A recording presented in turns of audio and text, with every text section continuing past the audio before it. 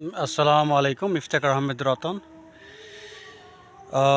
আমি ধর্ম এবং দর্শন সম্পর্কে বিভিন্ন ভিডিওগুলো বিভিন্ন সময় প্রকাশ করে থাকি।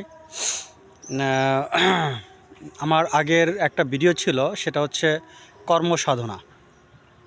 এই কর্মসাধনা ভিডিওতে আমি কর্মপ্রণালীর মধ্য দিয়ে কিভাবে আল্লাহ পাকের নৈকট্য অর্জন করা যায় সেই বিষয়ে ব্যাপক আলোচনা করেছিলাম। আজকে আলোচনা করব কর্মসাধনা নিয়েই। তবে আমার প্রথম যে ভিডিও ছিল কর্মসাধনা নিয়ে, সেটা ছিল যারা আস্তিক, যারা আল্লাহকে বিশ্বাস করেন, যারা পরকালকে বিশ্বাস করেন, যারা আত্মাকে বিশ্বাস করেন, ওটা ছিল মূলত তাদেরকে নিয়ে লেখা কর্মসাধনা। আজকে যে পার্ট আলোচনা করব সেটা হচ্ছে কর্মসাধনারই দ্বিতীয় একটা পর্ব। আর এই দ্বিতীয় পর্বটা মূলত আলোচনা করা হবে যারা নাস্তিক, যারা আত্মা বা আল্লাহকে স্বীকার করেন না, যারা পরকালকে বিশ্বাস করেন না, তাদের জন্য। আর যেহেতু এই দ্বিতীয় পার্টটা আপনার নাস্তিকদের জন্য, সো এখানে কোনো ধর্মীয় বিষয় উপস্থাপন করা হবে না, এখানে ধর্মীয় অ্যাঙ্গেল থেকে এটাকে ব্যাখ্যা করা হবে না, কোনো রিলিজিয়ন অ্যাসপেক্ট থেকে এটাকে ব্যাখ্যা করা হবে না। এটা সম্পূর্ণ ব্যাখ্যা করা হবে দর্শন শাস্ত্রের দিক থেকে। আজকে এটাকে ব্যাখ্যা করার জন্য আমি ইন্ডিয়ান ফিলসফির আশ্রয় নিব। বেদান্ত দর্শন থেকে এটাকে ব্যাখ্যা করার চেষ্টা করব, গ্রিক দর্শন থেকে এটাকে ব্যাখ্যা করার চেষ্টা করব, এবং দর্শন শাস্ত্রের দিক থেকে গৃহীত যে মতবাদ তার আলোকে এটা ব্যাখ্যা করার চেষ্টা করব। তো ভিডিওটা সবাই একটু মনোযোগ দিয়ে শুনবেন, একটা অনুরোধ রইল। বিষয়টা একটু জটিল, তাই সবার দৃষ্টি আকর্ষণ করছি, সবাই ভিডিওটা পুরোপুরি ভালো করে দেখবেন। এখানে বিষয়টা হচ্ছে, প্রথমে আমরা আলোচনা করব যে কর্ম, যিনি নাস্তিক, কর্মটা তার জন্য কেমন। শোনেন, যিনি নাস্তিক, যিনি পরকালকে স্বীকার করেন না, আল্লাহকে স্বীকার করেন না, আত্মাকে স্বীকার করেন না, ঠিক আছে, ওকে, কিন্তু তার জন্য দর্শনশাস্ত্রের কি করণীয়?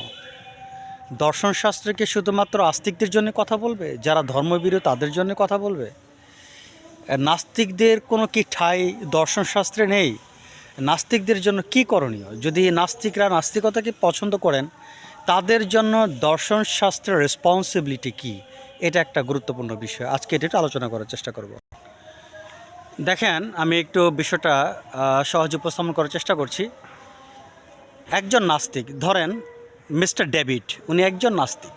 উনি আল্লাহকে স্বীকার করেন না, পরকালকে স্বীকার করেন না, বেহেশত দোজখ কিছু স্বীকার করেন না, আত্মাও স্বীকার করেন না।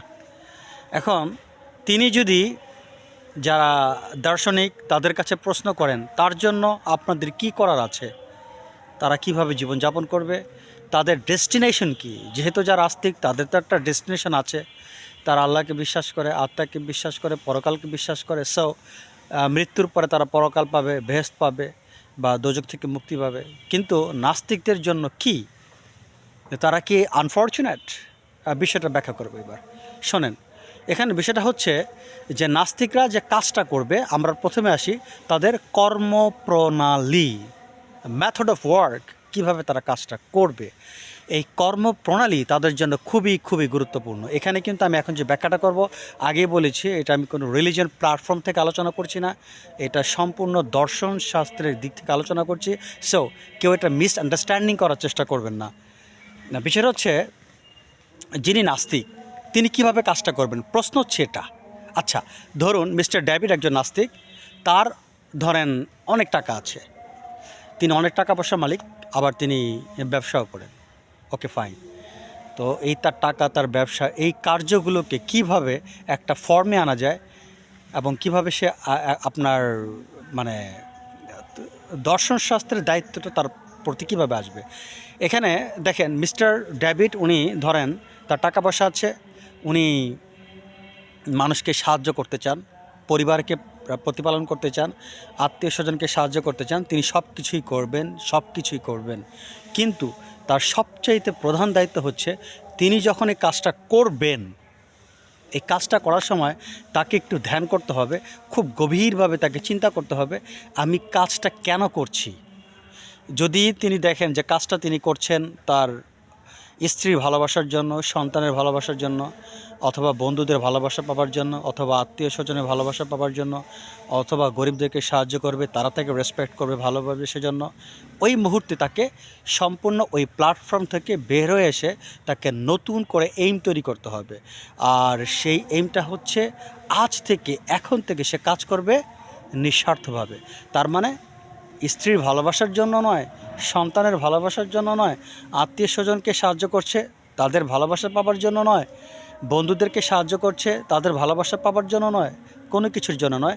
সে জাস্ট এটা একটা মনে করবে যে আমি এটা করি, আমার একটা দায়িত্ব, এর বিনিময়ে আমার কোনো কিছু পাওয়ার নেই, আমার কোনো কিছু চাওয়ার নেই, আমি কিছুই চাই না, আমার এখানে কোনো স্বার্থপরতা জড়িত নেই, আমি এটা সম্পূর্ণ নিঃস্বার্থে করব, যার বিনিময়ে আমার কোনো স্বার্থ থাকবে না, সুনামেরও স্বার্থ থাকবে না, মানুষ ভালো বলুক, কোনো কিছুর স্বার্থ আমার থাকবে না, আমি সম্পূর্ণরূপে নিঃস্বার্থভাবে কাজটা করব।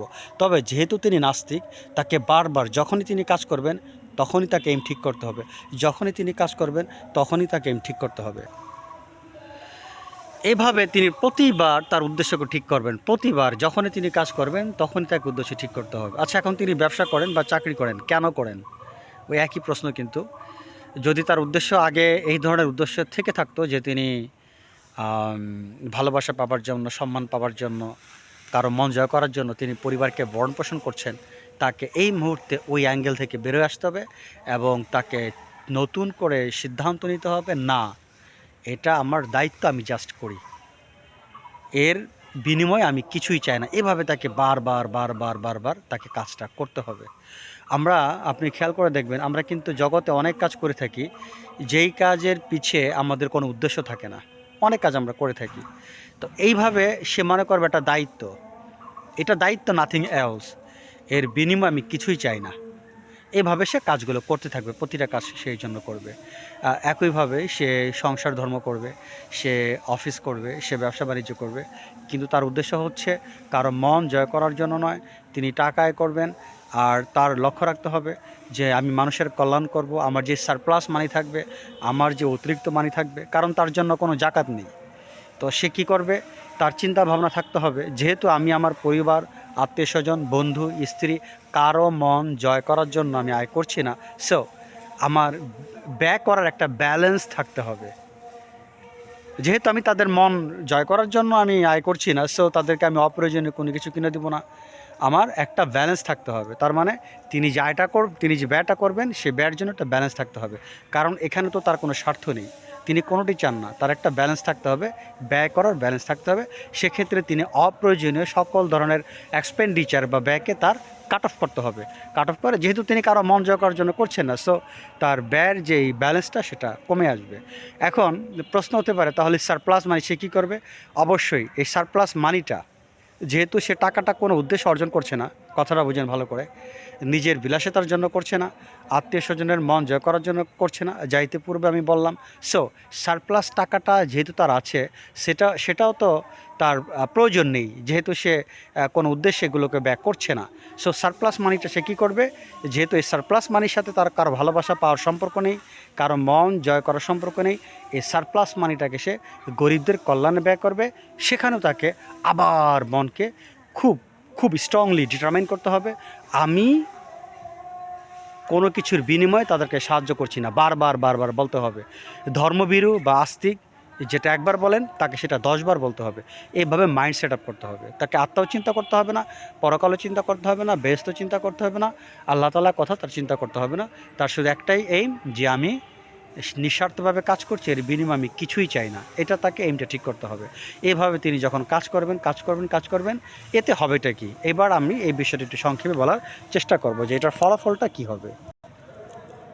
দেখেন, তিনি যে এইভাবে নিঃস্বার্থ কাজ করছেন, তার একটা ইফেক্ট তার মধ্যে তৈরি হবে। আপনি খুব ভালো করে শোনেন, সে এইভাবে কাজ করার কারণে জাগতিক সম্পৃক্ততা, যেটাকে অ্যাটাচমেন্ট বলা হয়, অ্যাটাচমেন্ট নিয়ে আমি একটা আলাদা ভিডিও করেছি। একটা দুঃখের বিষয় বলতে হয় যে অ্যাটাচমেন্ট ভিডিওটা এতই গুরুত্বপূর্ণ, কিন্তু অনেকে কম দেখেছেন। বাট বা অন্য একটা ভিডিও, কিন্তু সেটা দেখা যায় অ্যাটাচমেন্টের চাইতে বেশি গুরুত্বপূর্ণ নয়, সেটাতে অনেক অনেক ভিউ আসছে। এটা আমি মনে করি এটা আমারই হয়তো ব্যর্থতা, আমি হয়তো সেভাবে আপনাদেরকে বোঝাতে পারিনি। কিন্তু অ্যাটাচমেন্টের ভিডিওটা সবার জন্য খুবই গুরুত্বপূর্ণ। যাই হোক, ব্যাক করি। এখন এইভাবে যদি নাস্তিক কাজ করেন তখন দেখা যাবে এক পর্যায়ে সে একটা জিনিসে রিয়েলাইজেশন করতে পারবে, উপলব্ধি করতে পারবে এই জিনিসটা যে জাগতিক কোনো কিছুর সাথে তার কোনো অ্যাটাচমেন্ট বা সম্পৃক্ততা নেই। এবং এটা কিন্তু এর কিন্তু একটা ক্রাইটেরিয়া আছে, একটা মানদণ্ড আছে। এখন সে কিন্তু মুখে বললেই হবে না, নেভার, ইম্পসিবল। তার জন্য একটা মানদণ্ড আছে। যদি তিনি এই পর্যন্ত যাদেরকে সাহায্য করেছেন, যাদের জন্য কাজ করেছেন, যদি তারা তাকে তার অ্যাবসেন্সে তার দুর্নাম করে, তাকে খারাপ বলে, তখন যদি তার মধ্যে কোনো কিছু ফিল না হয়, বেদনা ফিল না হয়, মন খারাপ না হয়, তখন বুঝতে হবে হ্যাঁ, তার উদ্দেশ্যগুলো আসলেই নিঃস্বার্থভাবে ছিল। আর যদি তার মধ্যে কোনো বেদনা ফিল হয়, তাহলে তার উদ্দেশ্যটা মন জয় করাই ছিল। একটা এক্সাম্পল আপনাদের সাথে শেয়ার করছি। আপনি যদি নিঃস্বার্থভাবে আপনার কোনো বন্ধুকে সাহায্য করেন, খুব নিঃস্বার্থভাবে, আপনার বন্ধু যদি আপনার সমালোচনা করে, আপনার দুঃখ হবে না। কিন্তু আপনার যদি স্বার্থ থাকে, আপনি যদি মনে করেন বন্ধু ভালো বলবে, আর সে যদি আপনার দুর্নাম করে, আপনার কিন্তু মনটা ভেঙে যাবে। সো নাস্তিক কিন্তু সে যেহেতু কাজগুলো নিঃস্বার্থভাবে করে আসছিল, সো তাকে কিন্তু মাঝে মধ্যে অ্যাসেস করতে হবে ওই যাদেরকে সে সাহায্য করছিল তারা দুর্নাম করলে তার মনটা ভাঙে কিনা, সে স্যাডনেস ফিল করে কিনা, দুঃখ অনুভব করে কিনা। যদি করে, তাকে আবার ব্যাক করতে হবে যে হ্যাঁ, আমার উদ্দেশ্যটা আসলে জোরালো ছিল না, আমি আবার উদ্দেশ্যটাকে স্ট্রং করছি, জোরালো করছি। এখন থেকে আমি আরও ওয়েল ডিটারমাইন্ড যে আমি এখন আরও প্রতিজ্ঞা করছি যে আমি কারো মন জয় করার জন্য বা কোনো স্বার্থের জন্য আমি এই সকল কাজগুলো করছি না। এভাবে সে নিজেকে অ্যাসেস করবে। একসময় দেখা যাবে জাগতিক যেই সম্পৃক্ততা, তার সাথে কোনো অ্যাটাচমেন্ট নেই। তিনি কিন্তু এখন মুক্ত পুরুষ। বলতে পারেন কিভাবে মুক্ত পুরুষ? অবশ্যই মুক্ত পুরুষ। কিভাবে? এখন এই ধরনের ব্যক্তি যখন এইভাবে কাজ করতে করতে করতে করতে দেখা যায় সে কিন্তু মেন্টালিভাবে এতটা ডেভেলপ হয় যে জাগতিক কোনো কিছুর সাথে তার কোনো সম্পৃক্ততা থাকে না। সে এই জগতের কোনো ব্যক্তি, জগতের কোনো বস্তু তার দুঃখের কারণ হয় না, তার সুখের কারণ। দুঃখের কারণ হয় না কেন? যেহেতু সে তাদেরকে মন জয় করার জন্য তাদেরকে হেল্প করেনি। সো তারা যদি সমালোচনা করে, তার দুঃখ হয় না। আর সুখ হয় না এ কারণেই, তারা যদি তার প্রশংসা করে, তাতেও তার সুখ হয় না। তার কারণটা কি? কারণ সে তো তাদেরকে খুশি করার জন্য, সে তো প্রেস পাওয়ার জন্য, প্রশংসা পাওয়ার জন্য তাদেরকে সাহায্য করেনি। সো ওই ব্যক্তি বা বস্তুর কাছ থেকে, ব্যক্তি বা বস্তুর ব্যবহারের দ্বারা সে না হয় আনন্দিত, না হয় দুঃখিত। তার মানে সে বন্ধনমুক্ত। এটাকে একটু বুঝে নেন ভালো করে। সে বন্ধনমুক্ত। কিসের বন্ধনমুক্ত? এই জাগতিক পৃথিবীর ব্যক্তি বা বস্তু তার দুঃখেরও কারণ নয়, সুখেরও কারণ নয়। আর একে বলা হয় দর্শনশাস্ত্রে বন্ধনমুক্ত বা শুদ্ধ পুরুষ। এইটাকে একটু বুঝে নেন। এখন একটু কম্পেয়ার করব, তাহলে নাস্তিক আর আস্তিকের মধ্যে এই ডিফারেন্সটা কোথায়? নাস্তিকও মুক্তি পাবে, আস্তিকও মুক্তি পাবে। নাস্তিকও দেখা যায় সেও যে লক্ষ্যে পৌঁছাচ্ছে, আস্তিকও সেই লক্ষ্যে পৌঁছাবে, দুজন একই লক্ষ্যে পৌঁছাবে, যদিও দুজনের কাজটা ভিন্ন। এখন এটাকে আমি একটু ব্যাখ্যা করার চেষ্টা করব। সম্মানিত ভিউয়ার, আমি আগে বলেছি এটা আমি কোনো ধর্মীয় অ্যাঙ্গেল থেকে বলছি না, এটা সম্পূর্ণ আমার 20 থেকে 22 বছরে অর্জিত ফিলসফিক্যাল টার্ম থেকে আলোচনা করছি। এই জন্য আমি একটু সেকুলারভাবে কথাটা বলছি, আপনারা এটা বোঝার চেষ্টা করবেন। দেখেন, একটা জিনিস আমি আপনাদেরকে বলি যে ধরেন একটা জিনিস এটা বুঝেন, এ এবং বি দুজন আলাদা আলাদা ব্যক্তি। এ একজন ব্যক্তি, বি একজন ব্যক্তি। এর জ্বর হয়েছে, বি এরও জ্বর হয়েছে, দুজনই জ্বরে আক্রান্ত। এখন প্যারাসিটামল খাবে। এ প্যারাসিটামলকে বিশ্বাস করে এবং জানে যে প্যারাসিটামল খেলে জ্বরটা কমে যায়, আর বি প্যারাসিটামলকে বিশ্বাস করে না। এখন দুইজনে যদি প্যারাসিটামল খায়, তাহলে কিন্তু দুজনেরই জ্বর কমবে। এখন প্যারাসিটামলের সাথে বিশ্বাস অবিশ্বাসের কোনো সম্পর্ক নাই। বি অবিশ্বাস করতো যে প্যারাসিটামলে জ্বর সারে না, জ্বর তো তারও কমেছে। আবার এ বিশ্বাস করতো প্যারাসিটামলে জ্বর সারে, তারও জ্বর কমেছে। তাহলে বস্তুর কাজ কিন্তু বস্তু করে গিয়েছে, তাতে তার বিশ্বাস থাক বা না থাক।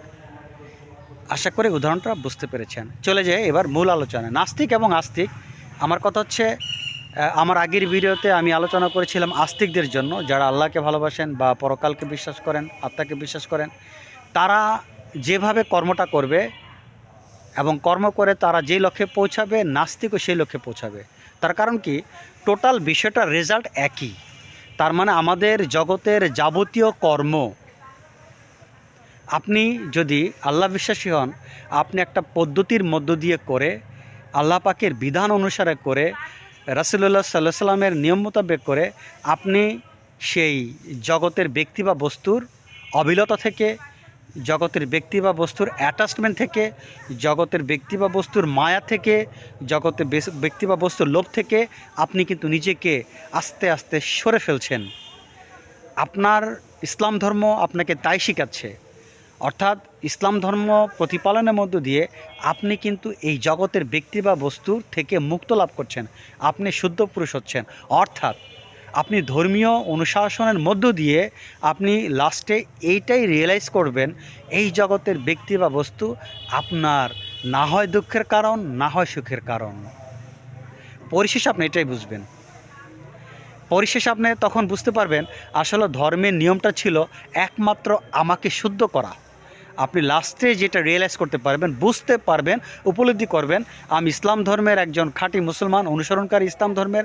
আমি যে এতদিন ধর্মকে পরিপালন করলাম, আমি এই রহস্যটাই বুঝতে পেরেছি, আমার ধর্মের মূল লক্ষ্যই ছিল আমাকে একজন শুদ্ধ পুরুষ করা। জগতের ব্যক্তি বা বস্তু আমার সুখ বা দুঃখের কারণ নয়। সিমিলারলি নাস্তিকও কিন্তু ওইটাই আসবে, কারণ তাকে তো কর্ম করতে হবে। আর আপনারা জানেন কর্ম মানেই আত্মার উপর একটা প্রভাব ফেলবে, ফেলবে, ফেলবেই। আর নাস্তিক যেহেতু অনেক কাজ করেন, আমাদের লক্ষ্য হচ্ছে নাস্তিককে এই ধরনের বিভিন্ন কার্যকলাপ থেকে মুক্ত করা, যেন কাজের প্রভাব নাস্তিককে প্রভাবিত না করে। তার জন্য ফিলোসফি নাস্তিক একটা টার্ম দিয়েছে, একটা শর্ত দিয়েছে যে দেখো তুমি নাস্তিক, তাতে কোনো সমস্যা নেই, কিন্তু তোমাকে খুব সাবধান থাকতে হবে। তুমি অবশ্যই অবশ্যই তুমি